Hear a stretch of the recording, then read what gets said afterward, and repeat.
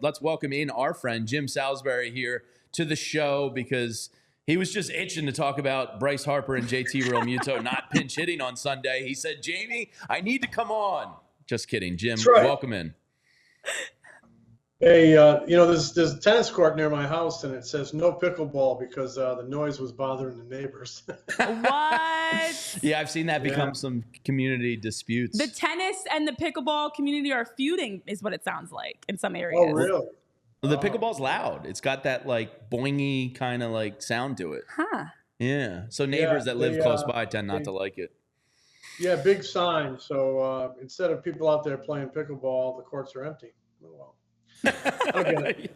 I don't get it. To me, Jim, it's a good thing when people are out using facilities, being active. So I don't get it. But what do we got? We're still upset. Good thing. It's a really good thing that Rob Thomson didn't use JT Realmuto and Bryce Harper on Sunday. Good thing he gave him a day off. It's giving everybody something to talk about. Correct. So Jim, I think the discussion is completely misguided. If JT Realmuto and Bryce Harper are on an off day and the organizational belief is they're fully off, I'm fine with that. Yeah. I think that's what it was. Yeah, and where I was scratching my head was, even though it's a righty-righty matchup with Finnegan on the mound, I'd rather have Weston Wilson up there than Cal Stevenson. That's just me. I hear you, especially the way he had been swinging at that homestand. But I think you answered your own question, righty-righty. I think he was looking for a lefty matchup and hoping the kid could do something, and he rolled it over and double play, and everybody's mad. And that's baseball. Sorry. I know people hate hearing that. But, I think it goes back to what we talked about a couple of weeks ago when JT did not enter a game and they let Stubbs hit. I just think they told him you're off. And you're off means you're off. Look, I think the game has changed a lot. I remember the days where a guy got a day off, but he had his spikes on by the seventh inning because he might pinch hit. By the seventh inning, he was back there hitting off a tee in the back. Because the game might be on the line and he might pinch hit. Now, they have a big lead that might have had something to do with it. But I think and I've said this a number of times, it's not just Rob Thomson's decision. I think that their medical staff and their sports science people are digging into this stuff and saying, this guy is this old, he's coming off this injuries, he's had this going on, he needs a day of rest, and it would really be good if he got 2 in a row. And I think they're committed to that, keeping these guys fresh for the long haul. I think they're budgeting for October because they have a big lead. If this was September and they only had a 1-game lead, I think it would be a lot different. I think they'd be told, hey, you're getting a day off, but have your spikes on by the 7th inning. So I think Bryce Harper was probably told on Thursday or Friday, JT Realmuto on Thursday or Friday, you're getting Sunday. So that changes the way they show up to the ballpark. It changes the way they prepare, their mental readiness, their physical readiness. And, if Bryce Harper is conditioned that I'm getting a day off Sunday and I'm kind of in recovery mode or shutdown mode, I'm getting a massage, maybe I'm doing whirlpools, whatever, he might not be loose enough to take a swing in the 9th inning with that violent swing. It hasn't hurt something. So, I'm not saying I agree with it. As a fan, I would have loved to have seen him come up and take a rip. And part of me believes he should have gone up and taken a rip or been asked to. I don't think this had anything to do with him. I think he's the guy who wants to play. But, this was a kind of a scheduled day off that they were going to follow through on. And, I think Rob Thomson, communication is Rob Thomson's hallmark. And the players love him for that. They always know where they stand. He's up front with guys. I think he was told he was getting a day off, and it meant something to Rob to follow through on it. I know people are upset. Like I said, the fan of me would have loved to see Bryce Harper take a rip. I don't necessarily agree with it. Their approach, and not sending him up there, because I think if you have a uniform on, then you always can contribute. You play to win the game, as Herm Edwards said, but. They played to win the game a different way with different people that way. They were committed to giving 2 of their big studs a day off, believing, I think, that, 1 step back can equal 2 steps forward down the road. I don't agree with all of it, but I certainly understand it. I understand the way sports science has emerged in the game and how they have data on this stuff, and that it affects guys' performance down the road. And I think they're committed to that, and they have a sizable lead, and they're committed to keeping these guys fresh for October, because that's where the big prize is. I know I know it was an important win that you could have went for because you're playing for home field advantage, but there are 30 some odd games left for them to get that win back. So it's an interesting topic that we can talk about forever. Again, I'm not totally on board with it, but I certainly understand the way baseball teams operate these days. And it is interesting, Jim, because we only talk about this in baseball. If A.J. Brown No, or we Joel don't. Embiid No, or we Travis Konechny is sitting out, they're not going to come in late in the game in the fourth quarter to help you close out a game. And as you mentioned, mentally, if Bryce and JT know they're going to be off on that day, they're not prepared to play. There's a lot that goes into it, of that pregame prep, that routine to be ready to play and pitch hit. So I agree with you on that side, not to mention the Phillies had the series. They were in a much better spot compared to game one versus the Dodgers, where I thought you could have used JT instead of Stubbs. It's a different circumstance with how they were playing. You didn't need them. And I'd rather have 2 days off to prepare for this incredibly tough stretch they have coming up, Braves, Royals, Astros, Braves, versus putting one of them out there in place of Cal Stevenson. So I agree with you on that. They got 13 games coming up. They're trying to protect guys. They're all north of 30. They both had injury issues this year. But I disagree with you that we don't talk about it in other sports. You know, when is Joel Embiid playing tonight? We talk about it all the time.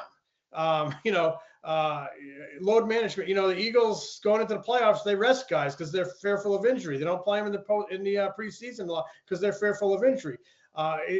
You're watching guys workload for the games that really matter. So it does happen in other sports. Sports science is in all sports.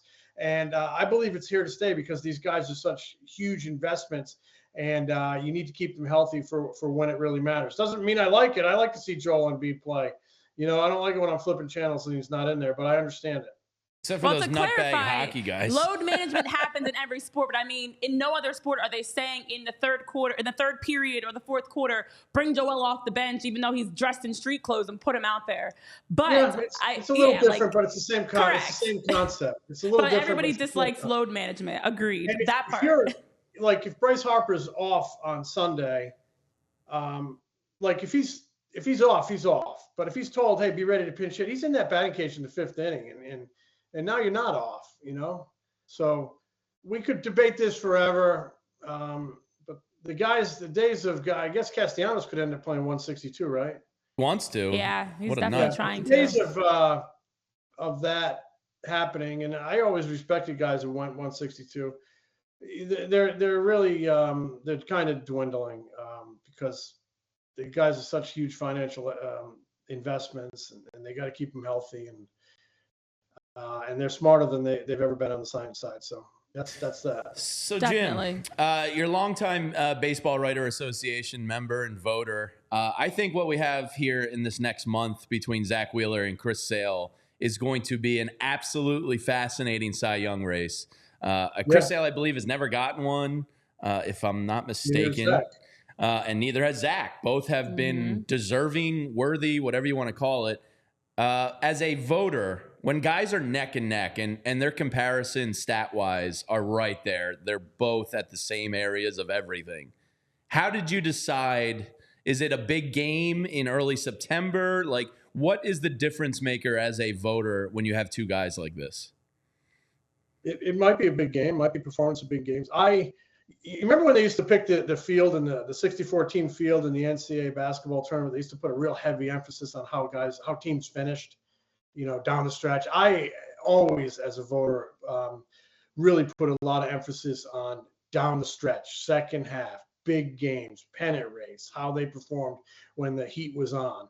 And you're right. These two guys, I think, are kind of like in a dead sprint to the Cy Young. I'm sure they both want it. Zach Wheeler's on the record as saying he wants to win one. He should have won one in 21, was it, when Burns got it? I mean, he pitched the equivalent of like 6 more games than Burns when you looked at the innings. He's got a slight edge in innings on Sale, maybe 8 innings, but Sale's got a sizable edge in strikeouts. They're 1-2 in ERA. They're right there in WHIP. They're both having great seasons. Sale's been good. Sale's been good for a long time, right? I think he's had like 12 really, really good starts. Zach had a little blip in the middle, but he's had 3 great ones. I think this is a jump ball, and performance down the stretch is going to determine it. And I think a lot of voters share my belief that, you know, how you finish in big games really can be kind of a separator and a difference maker for a lot of guys. So that's too tough to call right now. And it's going to be entertaining as hell because I think they both really want it. Definitely. Well, on the other side of the ball, as we look at some consistent quality performances, Alec Boehm. I know you mentioned Nick Castellanos. Nick and Alec have been two of the guys that have been consistently stepping up and providing whatever the team needs. Alec Boehm with his 34 consecutive on-base games. The record is set by Mike Schmidt. Okay, the club record of 56 consecutive games from 1981 to 82. 56 games with 56 RBIs, 17 home runs. Hard to catch that. But Alec Boehm this season is on a fantastic stretch of Mr. Consistent and getting plays, RBIs, on base whenever the offense needs it. Curious your thoughts on just how well these two, and we don't talk about them as much because it's not flashy. It's not, a walk-off single or a cycle, but it is consistent in what this team needs to raise that tier of stars that they have in someone like Alec and Nick. Yeah, well, to score runs, it all starts with getting on base. That's why I'm not a big fan of the ghost runner, because to me, one of the greatest skills in the game is, when you step in the batter's box, your goal is how can I get to first base? So with the ghost runner, we're going to hand you not only first base, we're going to hand you second base too. That's one of the reasons the purist in me doesn't really like it. But getting on base is such a valuable skill because that's how you score runs. And we've seen it time and time again with Boehm. He's had a terrific year. He's a very good hitter with runners in scoring position. He really kind of tailed off in July. But what did he drive in? Like only 3 or 4 runs in July? Do you have something like that? Yeah. It was yeah. And he's still like up in the top 3 or 4 in RBIs, or he might even be number 2 in the league. So yeah, he's had a terrific season. His improvement has been remarkable. And Nick Castellanos, you mentioned him. After the first 2 months, he's been very consistent performer for this team offensively, and his defense has improved. So, both of those guys have been, for the most part, after the first 2 months, Castellanos very consistent, and Boehm consistent pretty much the whole season. Now, and the lineup did come alive during this last homestand. That's kind of what I think they need to continue, because the starting pitching also came around on this homestand, which is vital, and everything starts with starting pitching. But I am a firm believer that when you give a starting pitcher a little cushion, it changes his mindset. He's a little more comfortable, a little more confident on the mound. He's not pressing, he's not gripping the ball, not feeling like he has to do it all himself. And I think we saw that on this homestand as well. So they work symbiotically. You get some offense, I think it puts your pitcher in a good frame of mind, in attack mode, and it benefits your entire team. But Castellanos and Boehm, really good seasons, really strong seasons, and they need to see continued success from both those guys down the stretch here. Yeah, as you mentioned, 5 RBIs for Boehm in July. He's already at 12 currently in August. He is still number 1 in the league for doubles, top 10 in RBIs, and also in hits. So, yeah, he's been tremendous. Jim, last one for you. An old friend of the Philadelphia Phillies organization was just DFA'd out in Chicago. Jesse Rogers, somebody that covers the Cubs, because I thought it was weird they DFA'd him and not just reassigned him, said just kind of miscast here with the Cubs. Wasn't really a closer, was kind of thrust into that role. When you look at his numbers, and that's Hector Neris, when you look at his numbers, ERA is fine. He's got 46 strikeouts over 44 innings. His whip is kind of wild. It's a 1.523. We all know he liked to put guys on base and kind of give you those heart palpitations late in games, but he was able to get out of it a lot of times. Hector Neris could be playoff eligible. He has 11 days to get on a roster. Would you have any interest? Would you kick the tires on somebody like that? Depends who I was getting. If I was getting the good Hector, I would. Like, he had that great year last year in Houston. If I was getting Hector nervous, I'm not sure, because he could make you nervous. The way the Phillies bullpen is going, they've really kind of hit a little bit of a tough spot in the second half here. I would consider anything, Jamie. And I'm sure they'll talk about it. They talk about every player. They talk about everything. He's out there. He can be had. He can be playoff eligible. I would definitely talk about it. Maybe not in the closer's role. I mean, there's some couple of red flags. Strikeouts are down a little bit. Walks are up a little bit. But relievers, man, they can turn it around in one day with one good performance and have a great month. I would talk about it. I don't know where they are on it. But I'm sure Hector's going to find a job. I don't think he'll. How did they feel about him when he left in free agency, Jim? Were they still big Neris guys? Did they want to have him come back, like internally? They wanted him back. He got a really nice deal from Houston, and it felt like a change of scenery would do him some good, and I think it did. He had a couple of great years down there, especially in 23 in Houston. All I can tell you is I would discuss it. I would have my analytics people digging in. I would be talking to my scouts, and if I thought there was an upgrade, I would make a play for it. Certainly, he's been comfortable here. I don't know that I would do it in the closer's role, but No.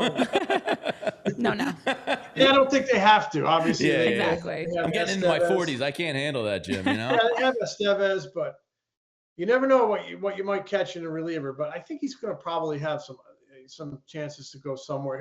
He'll be pitching for somebody. Too many teams have ups and downs in the bullpen. Too many teams are always looking to roll the dice on somebody, especially someone with experience. Very valuable in the cauldron of September, October baseball. So we'll see.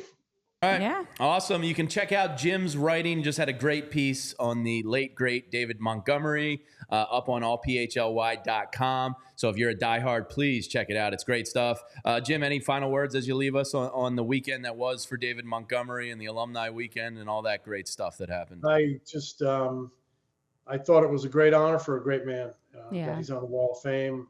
It's where they put great baseball men who've impacted the Phillies, and he was a great baseball man who impacted the Phillies, and he was also a great man, a community servant, dedicated to his town, his team, and I just applaud the move wholeheartedly. And it was nice Monty's to see angle.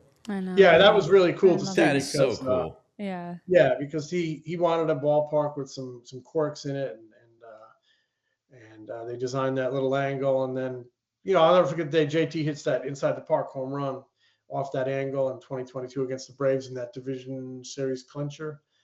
And John Middleton was talking about how David wanted that angle there to create exciting plays.